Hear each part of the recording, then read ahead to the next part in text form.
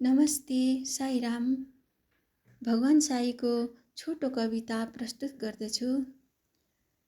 हे साई तिम्रो महिमा अनन्त, सुनेर हर्षित भएछ मन त। ईश्वर तिम्रो अनेक लीला, हे लीला रहेछ जिउने कला। बाँच्न त पशु पन्छी नै बाँच्छन्, सन्तान आफ्नो हुर्काई जान्छन्। मान्छेको बेग्लै उद्देश्य यहाँ, कर्म यो काटी जानु छ वहाँ। 2 दिनको जीवन के जोड्नु छ र, धरतीको सामान धरतीमै छोड। प्रेमको मन्दिर मनमा बनाऊ, प्रेमले मनको थाली सजाऊ।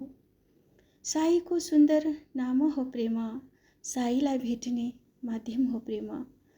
प्रेमको अर्को अर्थ हुँदैन, प्रेममा कुनै शर्त हुँदैन। अङ्गालो फैलाई बोलाउँदै भगवान, आऊ नानी बाबु मसँग भन्छन्। तनमनले जपी ईश्वरको नाम, जाउँ अब साथी उनैको धाम।